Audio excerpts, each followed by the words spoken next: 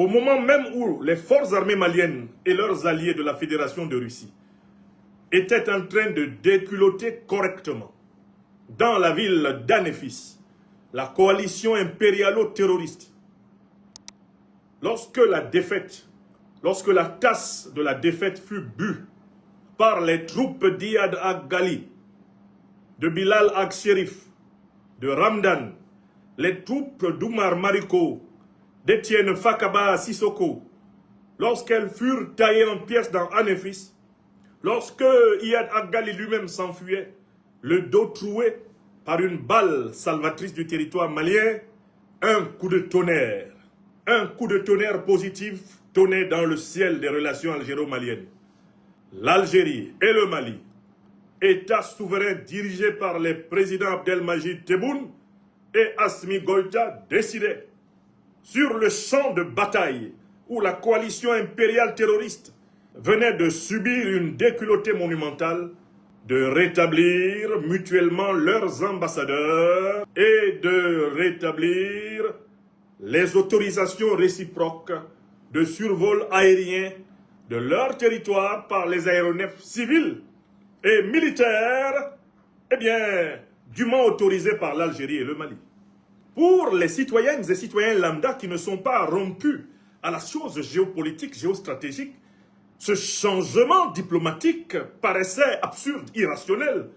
Ce changement paraissait en totale contradiction avec la dynamique hostile, la dynamique guerrière, la dynamique conflictuelle, antagonique, la dynamique dichotomique. Le commun des mortels ne comprenait pas qu'au moment où le Mali défaisait précisément, taillait en 1000 pièces les supplétifs, entre autres de l'Algérie, au sommet du Mali et de l'Algérie, une lueur d'entente cordiale puisse apparaître sous la forme d'un acte de confiance réciproque. Vous, Maliens, vous pouvez désormais à nouveau faire voler vos aéronefs sur l'espace algérien. Vous, Algériens, vous pouvez désormais faire voler vos aéronefs sur l'espace malien. Vous, Algériens, vous pouvez désormais rétablir votre ambassadeur à Bamako. Vous, Maliens, vous pouvez désormais rétablir votre ambassadeur à Alger. Le travail des serviteurs de la connaissance et de l'émancipation africaine que nous sommes est d'éclairer ce qui peut paraître comme une contradiction et comme un non-sens pour le commun. Et de permettre à chacun, de part et d'autre même de la relation algéro-malienne et algéro-subsaharienne, de prendre conscience de l'évolution de la situation. Alors, qu'est-ce qui s'est passé? Qu'est-ce qui peut expliquer le revirement diplomatique d'il y a 3 ou 4 jours, lorsque le Mali et l'Algérie, à la surprise générale, ont rétabli pleinement leurs relations diplomatiques et se sont mutuellement entrouverts leurs espaces aériens?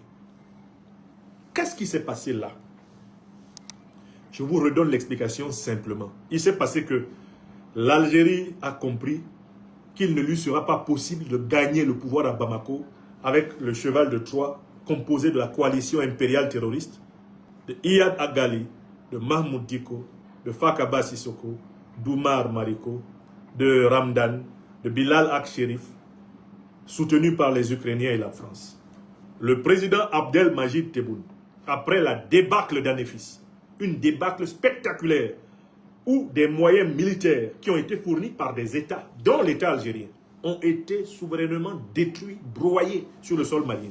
Par l'alliance russo-malienne, le président Abdelmajid Tebboune nous semble avoir tiré des conséquences de la défaite militaire de ses supplétifs. Une défaite nette, comme la balle logée dans le dos, de Iyad Ag-Ghali, qui est actuellement soigné en Algérie. Voilà le premier point de bascule.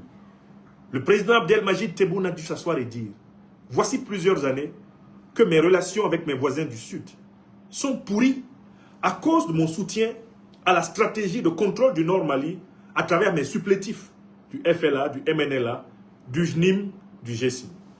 Qu'est-ce que j'ai gagné dans cette affaire? Est-ce que j'ai pu avancer? Même dans Kidal, où nous avons encore quelques hommes, c'est une question de jours. C'est une question d'heures. Il n'y en aura plus. Ils vont fuir. S'ils n'ont pas pu prendre Anéfis, ils ne pourront plus jamais, dans la configuration actuelle, le faire. Qu'est-ce que j'ai gagné à héberger ces gens contre le Mali. Alors même que l'Algérie et le Mali ont eu pendant pratiquement 50 ans de leur vie, comme république, des relations extraordinairement poussées. Le nord du Mali a été la base principale de libération de l'Algérie. L'état-major suprême de libération de l'Algérie était basé à Gao. C'est l'ambassade d'Algérie au Mali qu'il a écrit. Je vous ai cité l'ambassade d'Algérie au Mali. Je n'ai pas cité les Maliens. Je possède ici plusieurs ouvrages d'histoire politique malienne. J'ai cité la version algérienne. L'Algérie dit que pour se libérer, son QG était au Mali. Abdelmajid Tebboune quand même a dû s'asseoir et dire « Est-ce que je vais continuer à soutenir les ennemis du peuple malien pour pouvoir contrôler les richesses du nord du Mali? Est-ce qu'il n'y a pas une autre façon de faire ?»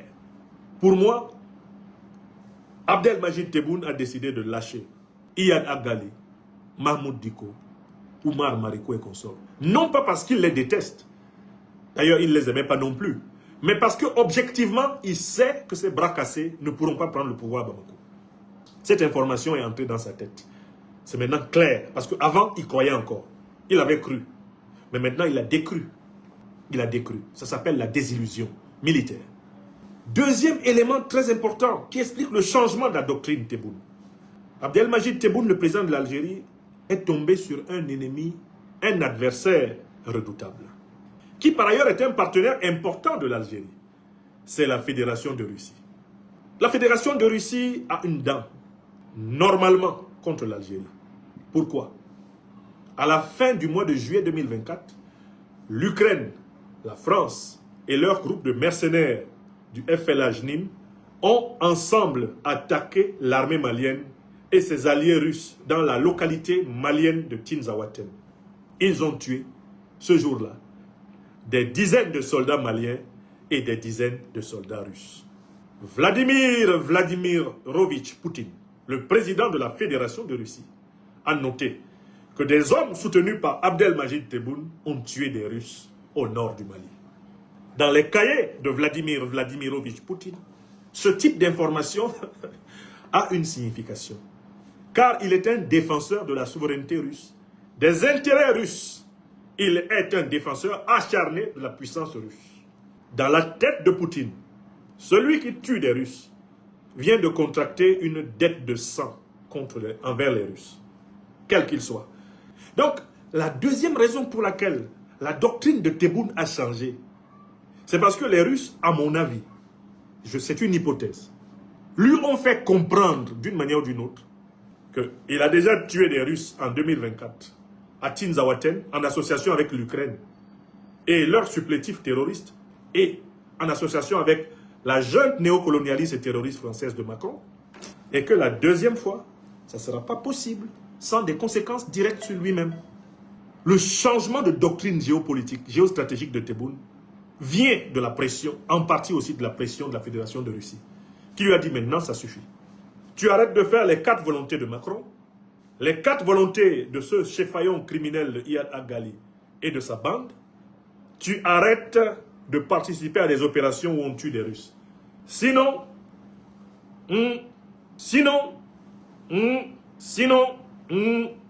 confère jurisprudence Lindsey Graham. Enfin, il y a une troisième raison. Et c'est ce que j'appelle donc les nouvelles perspectives. C'est qu'en fait, Abdelmajid Tebboune s'est demandé, est-ce que ça ne serait pas intelligent, avec la médiation de nos amis communs russes, que nous étudions un plan de co-développement de la région du sud de l'Algérie, de l'est de la Mauritanie et du nord du Mali, dans l'intérêt de nos populations? Est-ce que ça ne serait pas plus intelligent que d'obéir au désidérateur de ce Macron que nous détestons pour son néocolonialisme invétéré et des moyens orientaux qui ont failli détruire l'Algérie à travers le fils en 1992? Est-ce que ça ne serait pas intéressant qu'en bonne entente avec la médiation de nos amis russes, nous mettions en place un plan de co-développement du sud de l'Algérie, du nord du Mali et de l'est de la Mauritanie, en l'honneur des relations historiques, de fraternité et de solidarité qui, malgré tout, doivent nous lier. Je pense que cette idée a commencé à nouveau à trotter dans la tête d'Abdelmajid Tebboune.